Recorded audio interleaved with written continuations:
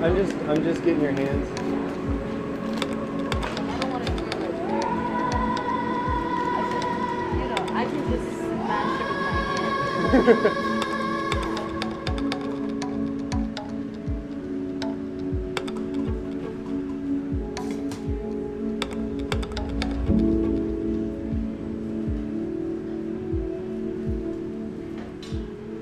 When we moved to the suburb, Leander, we were really like minority, and then I had this really strong accent. I never felt accepted since I was a kid. Even when I moved to my country, to Congo from Burundi, I wasn't accepted.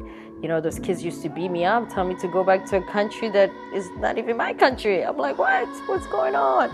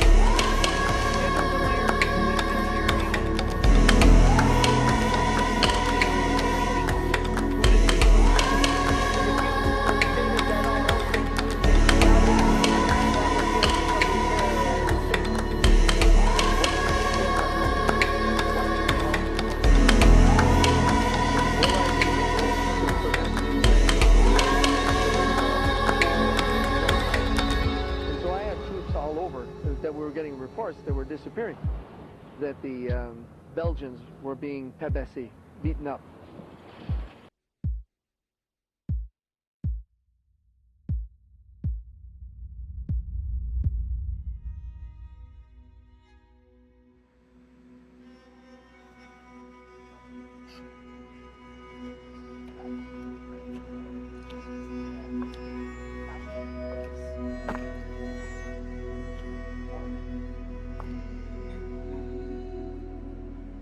So pretty much what I'm doing, I want to dice these vegetables, but I want them to look good, to be a little pretty when you see them.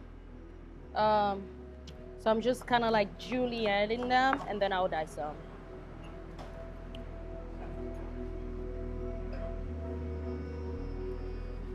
I know in Congo a lot of people do onion. I like to do shallots.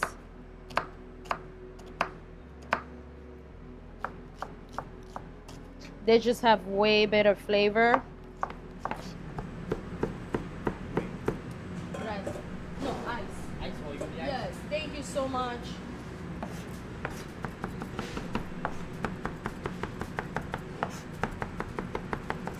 All right, so now it's pasted. I'll add it right here in my bowl. I remember one day coming home, my father worked as a diplomat for the Congolese government. He did banana research, so he traveled all over the world just researching banana. He was a agriculture researcher. I remember just him coming home, going out to these like nice dinners. That's when I learned like how to actually like set a table and go into dinner as a family. And just one day, everything changed. We went from having such a fun life where we live in a small little community. We'll get picked up by a school bus and go to school and have like fun Christmas. And the next day we're just packing. And my mom was like, we have to get out of here. There's a war happening. We have to go back to Congo. We were in Burundi. As soon as I started going to school, that's when I really knew what was going on. I was the new kid in the school. I looked different. And all of the kids would tell me, go back to Rwanda. And I was like, what? I'm not even from Rwanda. I'm Congolese. I had to walk home. There was this little alley. It was like this little gravel place. And after school, there would be these three guys that would just wait for me. And for weeks after school, they would just like wait for me. And then when I would just cross that little alley, they would just like literally like beat me up. And that will happen for like weeks after weeks. And then the third week that it happened, I remember there was this two guys, and it was my family friend. And he was like, oh, we know this girl. So they took the guys off for me, send me home, and that's when I knew there was actually like something wrong. Finally chop a little bit. So Congo, there's like a lake, rivers, and all that. So we get a lot of catfish. So this dish is really like a Congolese staple. It's catfish that is just steamed inside a banana leaf. So right now, what I'm gonna do, I'm going to start prepping all my veggies. So just roughly chop it. And then I'll add the ginger, all of the ingredients and all of the aroma is out of these vegetables, because really you are steaming the fish, so you want it to be super aromatic, right? In Congo, they don't use dill, but I do because I love the flavor of dill. It's just so good, especially in fish. It just brings such a fresh and aromatic taste. It gives you such an earthy blend. I love dill. When I was younger, I was so obsessed with like music videos and celebrities. I was just so fascinated by them. And I was like, I have to do everything to be a celebrity. So that was really like my inspiration. I know it's not a good inspiration. Then I realized when I turned 25 that I have to do something with my life. Being a cocktail waitress, a bartender, and all of this stuff is just not gonna cut it. You have to go to school. You have to do something with your life. You gotta acquire a skill, right? So that's whenever I enroll myself in culinary school. I remember when I was applying for culinary school, I stumbled up on Giada de la Trentes, and I was like, oh my God, who is she? And I was like, wow, she's foreign, she's cute, she's on Food Network, like she's hot. Maybe I can be like her. Maybe I can be like the Black Giada. That was like my whole thing. I was like so into being like the Black Giada. I thought going to culinary school was gonna be my ticket to fame. Because I was like, okay, good. I'm going to be famous after culinary school. I'm going to go work for Giada, and I'll be on the Food Network. Wow. What a joke. And it's all preference. Some people use the blender, some people don't.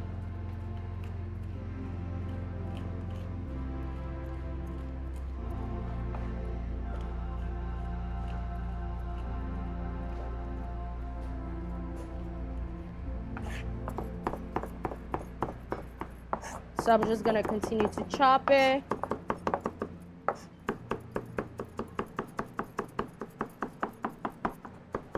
These are all ingredients that they don't use in Congo. In Congo, it's very, very simple. It's onion, bell pepper, maybe.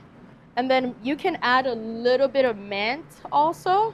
Mint leaf is really good. A lot of people sleep on it, but very tasty. You don't need a lot. You want to just make sure you're chopping them so you can just get that aromatic. You don't want it to be paste, but you want it to be chopped.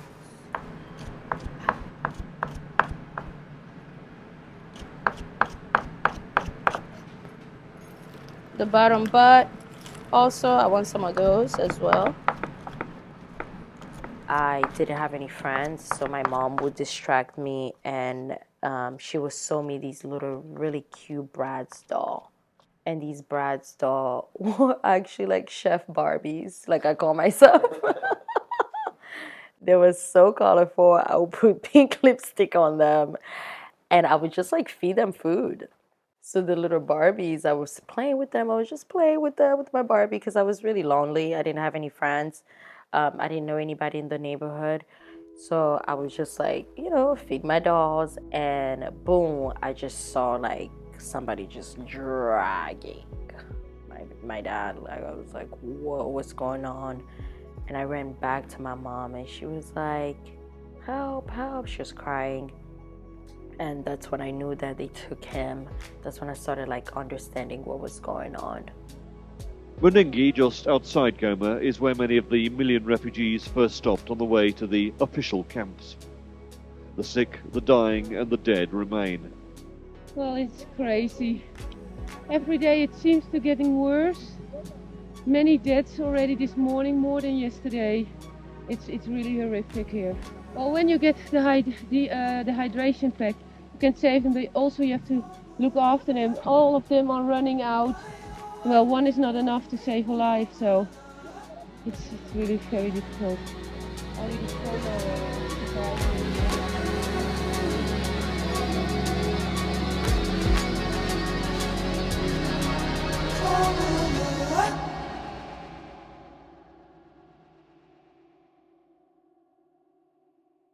So after he came home, we had to go. That's whenever my mom was like, we gotta go. The first refugee camp was just somewhere that we had to get screened. I was just very excited to not be bullied at school and to not feel pain or any hurt. Going to the refugee camp, just there was so many uncertainty because we didn't know where we were going. We didn't know how long we were going to be there. So it was really just like exploratory at this point. But you're really like exploring like your life, because this was like life and death situation. So when we got to the refugee camp, it was really hard. My mom will always cook, and she made friend with one of our neighbors that was a camper. So they started selling these item called chapati. They're like naan bread. So that's where my sales skills developed. So I was like the sales girls. So I would go to all the campers. So like my mom will wake up in the morning, they'll make the chapati, and I will go and sell to all the camper. So I knew who was broke and who had money.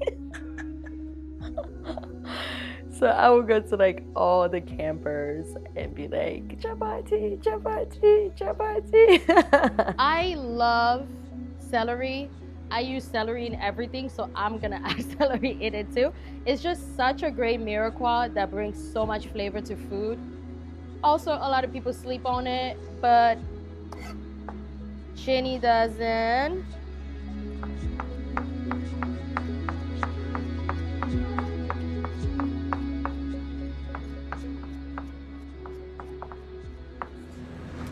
Usually in Congo, when we eat this dish, it's so spicy.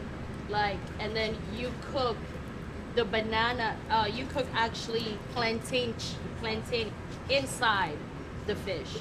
So we're just gonna do it, just the fish by itself, so you guys can try it. And garlic, you gotta put a lot of garlic, because catfish has no taste unless you have to flavor your catfish. It's not like those fatty fish that are just so delicious, like, a salmon or halibut or Chilean sea bass. No. Catfish is per se a peasant type of fish. So you want to flavor your catfish, and you want to make sure that it's clean and it's not slimy. No one wants to eat slimy catfish. It's not good. So right now I'm just doing these garlic with my nails. One of the things that always really stuck with me is what they gave us food-wise. They gave us like 1 bag of rice, 1 bag of beans, 1 liter of oil per family, 125 grams per person per family.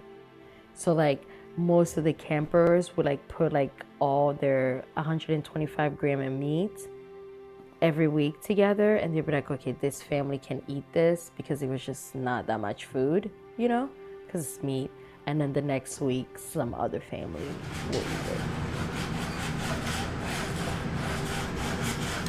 So this is a Congolese dish that my parents made since we were kids. You know, everybody does it differently, but this is how I was raised doing it, just like this. So you literally just dip it in, just like that. Super easy, super simple, and you just scrape it off. A year and a half after, we were granted a visa to come to America as refugees. That was the biggest day I remember vividly. You will go to all these interviews to get screened. And after you get screened, they will wait a couple months to go over your paperwork to see either, you know, if you qualify. They had some qualification processes and things like that.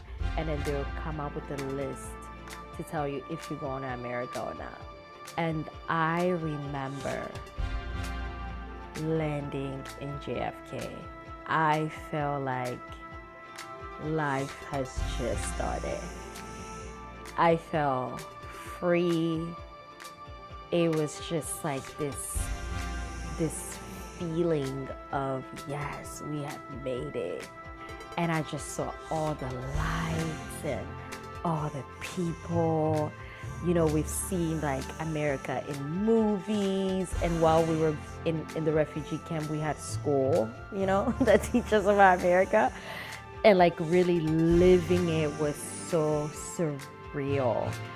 That person from the nonprofit that had like the little sticker that say your name on there, I was like, oh my God, we have made it, baby. Usually I like to just eat like the head by itself, or you can either make it in soup or whatever. It's a little bigger to fold it into the banana leaf, but this is fine.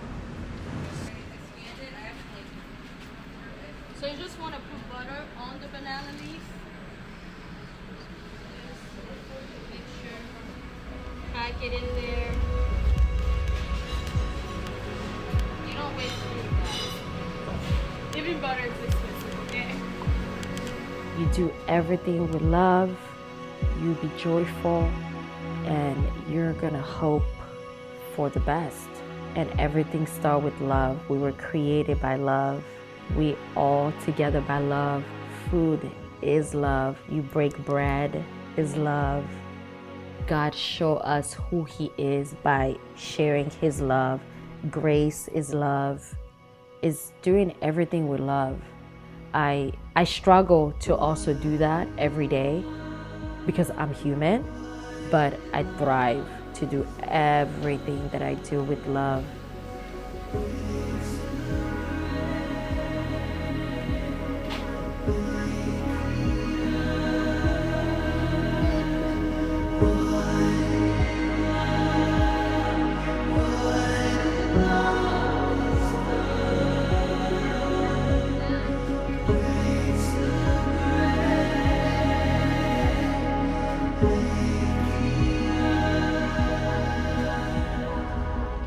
Confidence are just those small W. Count those small W, those small wins. Those are what give you confidence. Hey, I showered today. That's a win. Hey, I prayed today. That's a win. I went to dinner with my lovely boyfriend. Or hey, I cooked dinner for my husband. That's a win. It's those small wins that give you that big confidence.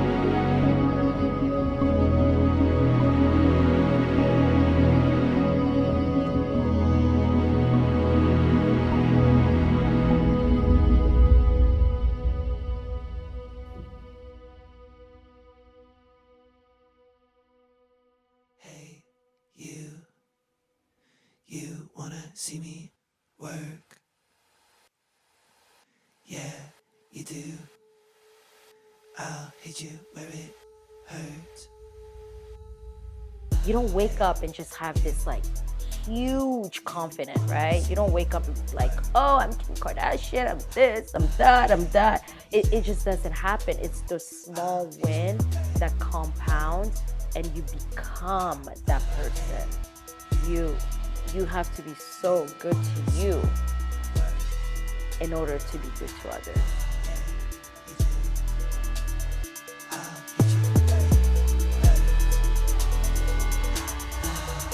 God gonna see what I deserve. Gonna see how hard I work. Gonna see me. Only God gonna see me break a sweat. Gonna see me, no regrets. Gonna see me.